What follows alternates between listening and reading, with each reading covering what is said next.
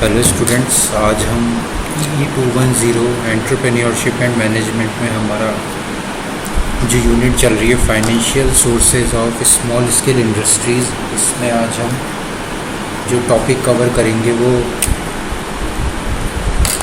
Loan from RIICO, loan from Khadi and village industries commission, credit facilities by banks, main features of credit schemes और other institutions providing financial assistance to industries. ये सारे जो topic हैं ये आज हम cover करेंगे।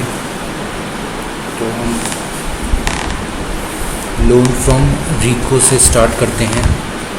तो रिको राजस्थान राज्य औद्योगिक विकास एवं विनियोग निगम रिको द्वारा ऋण सहायता। रिको द्वारा निजी एवं सार्वजनिक क्षेत्र की संस्थाओं को वित्तीय सहायता प्रदान की जाती है। तो ये निजी संस्था को भी सहायता प्रदान करता है और सार्वजनिक क्षेत्र की संस्थाओं को भी सहायता प्रदान करता है। यह सहायता अंश का अभिगोपन, अवधि ऋण, बीज पूंजी तथा ब्याज मुक्त ऋणों के रूप में दी जाती है।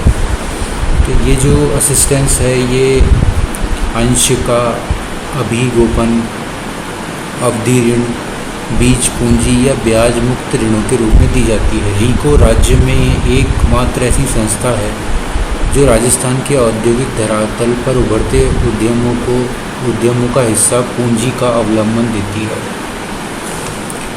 रिको द्वारा प्राय किसी कंपनी की निर्गमित पूंजी के 10% के बराबर की राशि के अंशों का अभिगोपन किया जाता है। विशिष्ट परिस्थितियों में रिको 20% तक अंशों का अभिगोपन कर सकती है।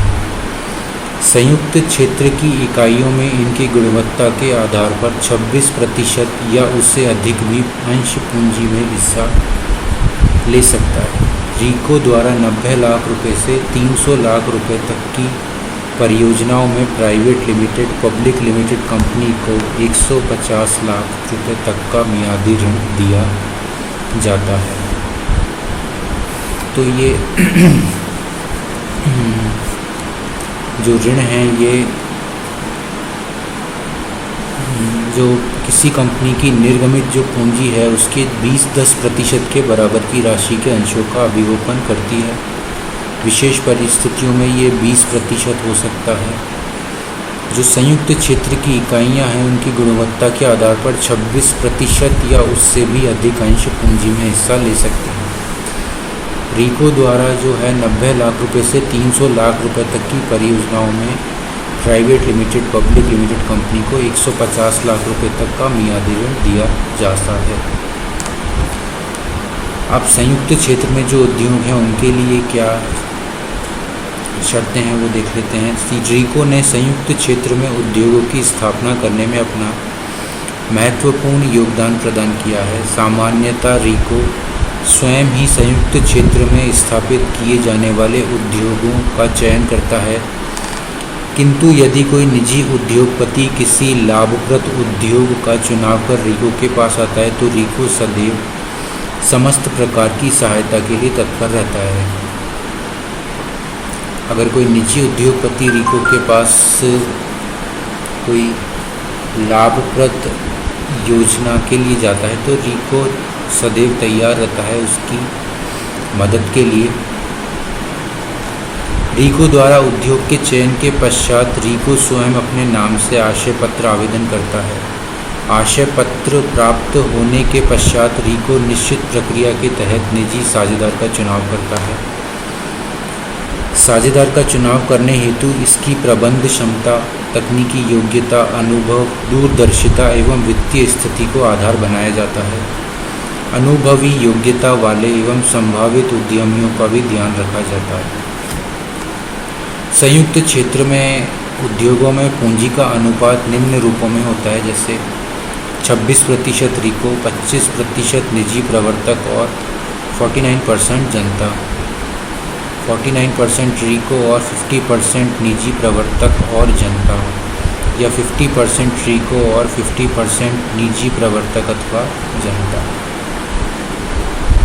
तो ये सब जो मदद है ये रिको द्वारा दी जाती है। अब हम अगली संस्था देखते हैं जो कि है खादी एवं ग्रामोद्योग आयोग द्वारा ऋण या loan from Khadi and village industries commission.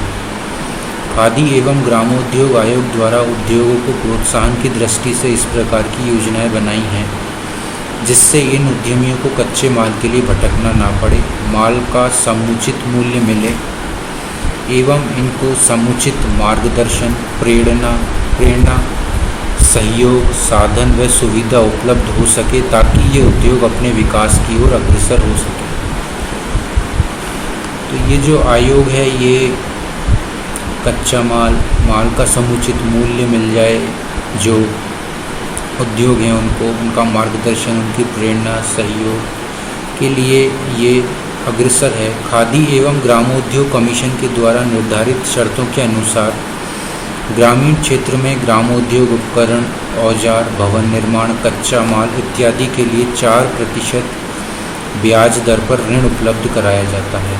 4% की जो ब्याज है उस दर पर ऋण उपलब्ध कराया जाता है। जैसे औजार के लिए, ग्रामोद्योग उपकरण के लिए, भवन निर्माण के लिए, कच्चा माल इत्यादि के लिए। पंजीकृत संस्थाएं एवं संपत्तियों के लिए विशेष कार्यक्रम आयोग द्वारा चलाए जाते हैं। खादी एवं ग्रामोद्योग आयोग के कार्यक्रम, ऋण आवेदन एवं अन्य जानकारी के लिए उद्यमी संबंधित क्षेत्र के जिला उद्योग केंद्र में उप निदेशक खादी से संपर्क कर सकता है। तो इन चीज़ों का लाभ लेने के लिए हमें जिला उद्योग केंद्र में उप निदेशक खादी से संपर्क करना पड़ेगा। इसके बाद जो अगली संस्था है वो है क्रेडिट फैसिलिटीज़ बाय बैंक या बैंकों द्वारा साख सुविधाएं। वर्तमान में बैंक लघु उद्योग इकाइयों को ऋण एवं उधार सुविधाएं उपलब्ध कराने में महत्वपूर्ण भूमिका अदा कर रहे हैं। इन बैंकों ने लघु उद्योगों को उधार शर्तों पर आवश्यकता आधारित साख उपलब्ध कराने की विविध योजनाएं बनाई हैं। बैंकों ने लघु उद्योगों की मजबूरी एवं कठिनाइयों को समझते हुए उधार देने में विविध शर्तों में रियायतें दी हैं। राजस्थान के स्टेट बैंक ऑफ इंडिया एवं इनकी सहयोगी बैंकों के अतिरिक्त सभी वाणिज्यिक बैंकों ने लघु उद्योग इकाइयों को ऋण देने में रुचि दिखलाई है। स्टेट बैंक ऑफ इंडिया और जो अन्य वाणिज्यिक बैंक हैं ये लघु उद्योग इकाइयों को ऋण देने में रुचि रखते हैं। अग्रणी बैंक योजना के अंतर्गत राजस्थान के अलग अलग जिलों में bank of Baroda, central bank of India, United commercial bank, Punjab national bank और बैंक ऑफ राजस्थान ने पर्याप्त मात्रा में लघु उद्योगों को साख सुविधाएं उपलब्ध कराई हैं। ये बैंक हैं जिन्होंने मदद की है जो लघु उद्यमी हैं उनको ऋण उपलब्ध करवा के। इसके बाद जो योजनाओं के मुख्य लक्षण हैं या main features of credit schemes हैं ये देखते हैं। यद्यपि अलग अलग वाणिज्य बैंकों के ऋण आवेदनों के तरीके एवं शर्तों में समरूपता नहीं है, तथापि इन सभी बैंकों की ऋण योजनाओं के मुख्य तथ्य निम्नलिखित हैं। किसी विशेष बैंक के ऋण प्राप्ति करने हेतु संबंधित बैंक की शाखा में संपर्क हमें करना पड़ता है। जैसे मुख्य जो तथ्य हैं वो इस प्रकार से हैं। लघु उद्योगों की आवश्यकताओं के अनुरूप इनकी विभिन्न वित्तीय आवश्यकताओं की पूर्ति हेतु वित्तीय सहायता दी जाती है। वाणिज्यिक बैंक भूमि, भवन निर्माण, मशीनरी एवं उपकरण की खरीद हेतु सुगम शर्तों पर मियादी ऋण उपलब्ध कराते हैं तथा कार्यशील पूंजी भी निर्धारित शर्तों के अनुसार स्वीकृत करते हैं। लघु उद्योगों को अन्य उद्योगों की अपेक्षा तुलनात्मक कम ब्याज दर पर ऋण उपलब्ध कराना है। लघु उद्योग द्वारा आसानी से विपणन योग्य किसी भी उत्पाद से संबंधित उद्योग के लिए ऋण देना है। किसी नवीन उद्योग की स्थापना, वर्तमान उद्योग के विस्तार, आधुनिकीकरण एवं नवीनीकरण और उत्पाद की गुणवत्ता सुधार अथवा उत्पादन लागतों में कमी करने हेतु अपनाई नई योजनाओं के लिए मध्यम अवधि ऋण उपलब्ध कराने में भी इन बैंकों का काफ़ी योगदान रहा है। यह ऋण भवन एवं शेड संरचना या क्रिया हेतु, गतिशील एवं स्थायी मशीनों की स्थापना एवं उपकरण हेतु ऋण उपलब्ध कराते हैं। वाणिज्यिक बैंक निर्यात वित्त भी उपलब्ध कराते हैं। ऐसे लघु उद्योग जो निर्यात योग्य वस्तुओं के उत्पादन में संलग्न हैं उन्हें लदान पूर्व साख, प्री शिपमेंट क्रेडिट एवं लदान उपरांत साख या पोस्ट शिपमेंट क्रेडिट भी उपलब्ध कराते हैं। ये बैंक बिलों के बेचान, प्रलेखीय साख एवं साख पत्र आदि के माध्यम से उद्योगों को निर्यात साख उपलब्ध कराते हैं।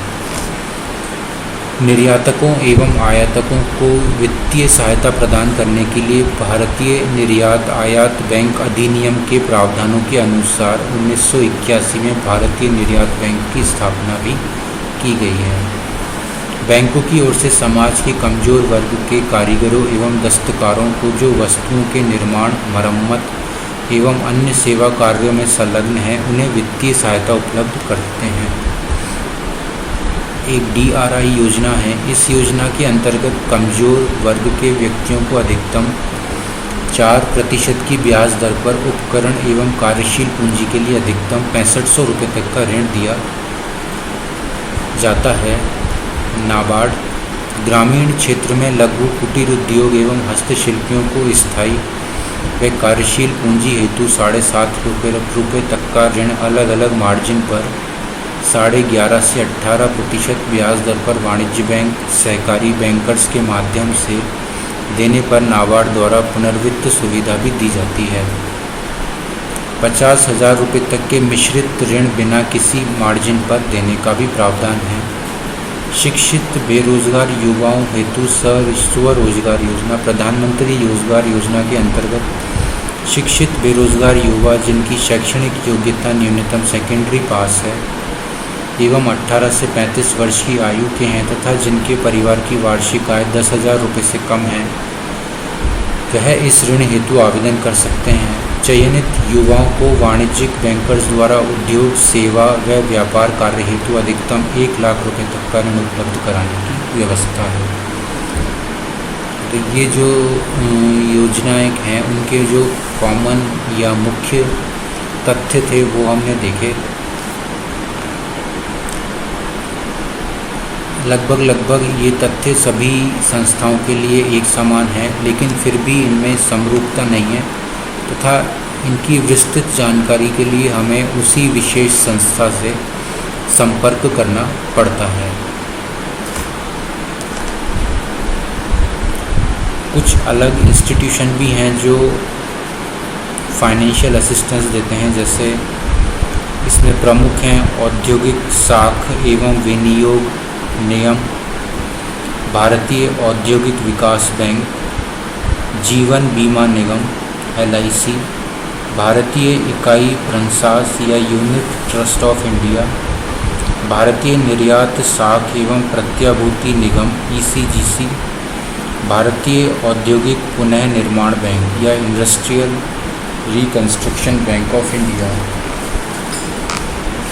तो ये दूसरी संस्थाएं हैं जो लोन प्रोवाइड करती हैं।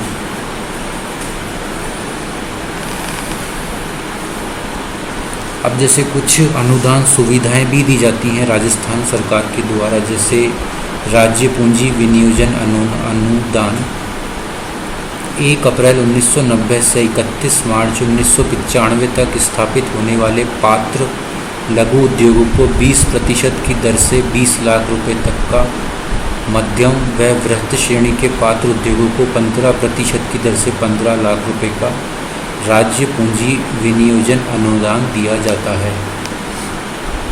इसके बाद डीजल जनरेटिंग सेट में अनुदान। लघु उद्योग इकाइयों को 1 अप्रैल 1990 से डीजल जनरेटिंग सेट के क्रय मूल्य का 25% अथवा 1 लाख रुपए की सीमा तक जो भी कम हो उसका अनुदान दिया जाता है। परीक्षण उपकरण अनुदान। लघु इकाइयों द्वारा कच्चा माल व तैयार माल के परीक्षण के लिए स्थापित परीक्षण उपकरणों की खरीद पर किए गए व्यय का 50% अथवा 20 रुपये की सीमा तक जो भी कम हो उसका अनुदान दिया जाता है।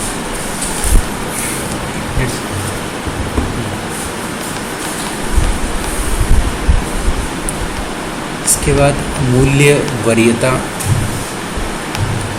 लघु उद्योगों को राजकीय खरीद हेतु निविदा दरों में 15% कटौती तक मूल्य वरीयता प्रदान करके उन्हें माल के विपणन को प्रोत्साहित किया जाता है। निविदा हेतु निर्धारित प्रतिभूति राशि एवं टेंडर शुल्क से मुक्ति प्रदान की जाती है। इसमें अगला है बीएसआई मार्क अनुदान। अगर लघु उद्योग द्वारा बीएसआई मार्क प्राप्त करने पर पंजीयन एवं नवीनीकरण के शुल्क के पेटे 2000 रुपये तक का अनुदान 3 वर्ष तक दिया जाता है। बिक्री कर मुक्ति योजना, बिक्री कर प्रोत्साहन योजना 1987-89 तथा बिक्री कर स्थगन योजना 87 से 89 के अंतर्गत 5 मार्च 87 से 31 मार्च 95 तक की अवधि में स्थापित होने वाले पात्र औद्योगिक इकाइयां व ऋण इकाइयों को उनके स्थायी पूंजी विनियोजन राशि के निर्धारित प्रतिशत के बराबर बिक्री कर मुक्ति एवं बिक्री कर स्थगन का लाभ निर्धारित समय सीमा में आवेदन करने पर दिया जाता है। चुंगी से मुक्ति 1 अप्रैल 1990 के बाद स्थापित होने वाले उद्योगों को राज्य के बाहर से आयातित मशीनरी, यंत्र एवं कच्चे माल पर 5 वर्ष के लिए चुंगी मुक्ति प्रदान की जाती है। शिल्प गृह अनुदान, हस्तशिल्पियों को शिल्प गृह निर्माण हेतु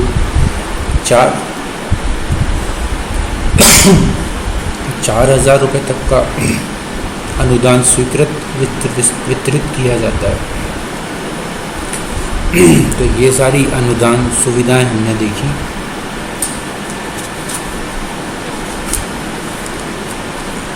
थैंक यू।